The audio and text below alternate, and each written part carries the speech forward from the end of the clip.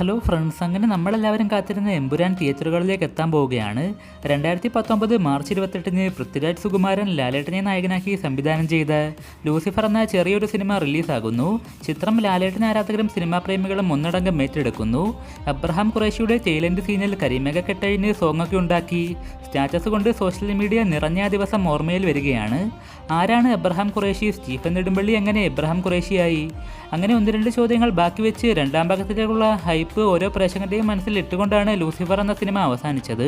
ഇപ്പോൾ ഇതാ എല്ലാ ചോദ്യങ്ങൾക്കും സംശയങ്ങൾക്കുമുള്ള ഉത്തരം കിട്ടാൻ മണിക്കൂറുകൾ മാത്രം കാത്തിരുന്നാൽ മതി.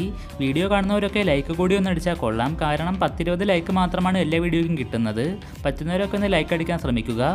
മോളിവുഡിലെ one of the best promotion work നടന്നതും റിലീസ് വരെ നല്ല രീതിയിൽ ഹൈപ്പ് മെയിൻറ്റെയിൻ ചെയ്ത സിനിമ കൂടിയുമാണ് എമ്പുരാൻ. എവിടെ പോയാലും ഇപ്പോൾ ആരെങ്കിലും എമ്പുരാൻ്റെ ടോപ്പിക് എടുത്തിടും. മലയാളികളും അതോടൊപ്പം തന്നെ തമിഴ്നാട്ടിലും കർണാടകയിലും എല്ലാം തന്നെ എമ്പുരാൻ റിലീസ് വലിയൊരു സംഭവമായി മാറിയിട്ടുണ്ട്. ആരാണ് സിനിമയിലെ വില്ലൻ? ക്യാമിയോ റോളിൽ ആരൊക്കെ എത്തും? മമ്മൂക്ക സിനിമയിൽ ഉണ്ടാകുമോ? എന്നിങ്ങനെ തുടങ്ങിയ ചർച്ചകളെല്ലാം തന്നെ അവസാനിക്കാൻ പോവുകയാണ്. പൃഥ്വിരാജ് എന്ന സംവിധായകനും മുരളി ഗോപിയും തന്നെയാണ് ചിത്രം ഒരിക്കലും നിരാശപ്പെടുത്തില്ല എന്ന് തോന്നിക്കാൻ പ്രധാന കാരണം. ലാലേട്ടൻ്റെ അബ്രഹാം ഖുറേഷിയും സ്റ്റീഫൻ നെടുമ്പള്ളിയുമായിട്ടുള്ള ട്രാൻസ്ഫർമേഷൻ കാണാനും കട്ട വെയിറ്റിംഗ് ആണ്. ഹൈപ്പിൽ വരുന്ന വലിയ സിനിമകളൊക്കെ നമ്മളെ കൂടുതലും നിരാശപ്പെടുത്തിയിട്ടുണ്ട്. എന്നാൽ എമ്പുരാൻ എന്ന ചിത്രം നല്ലൊരു മികച്ച ലൈഫ് ടൈം തിയേറ്റർ എക്സ്പീരിയൻസ് തന്നെ സമ്മാനിക്കുമെന്ന് വിശ്വസിക്കാം.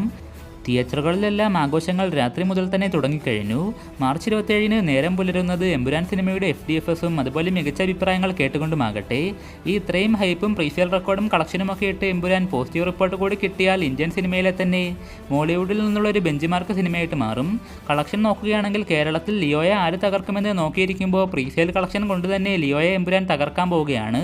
11,20,00,000 രൂപയോളം Kerala first day presale collection ആയിട്ടുണ്ട്. 12 കോടി രൂപയായിരുന്നു ലിയോയുടെ കേരള ഫസ്റ്റ് ഡേ കളക്ഷൻ.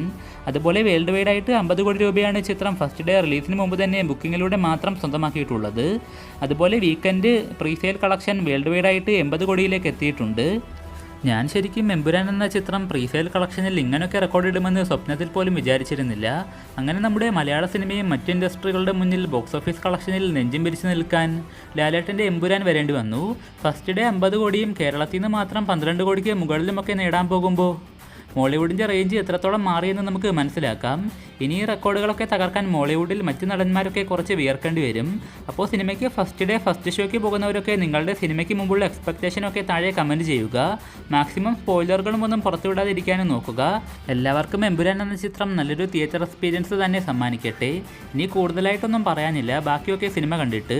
അപ്പോൾ സിനിമയുടെ കളക്ഷൻ അപ്ഡേറ്റുകളും മറ്റു വാർത്തകൾക്കുമൊക്കെയായി ചാനൽ പറ്റുന്നവരൊന്ന് സബ്സ്ക്രൈബ് ചെയ്തുകൂടി വെക്കുക. നമുക്ക് മറ്റൊരു വീഡിയോയുമായി കാണാം.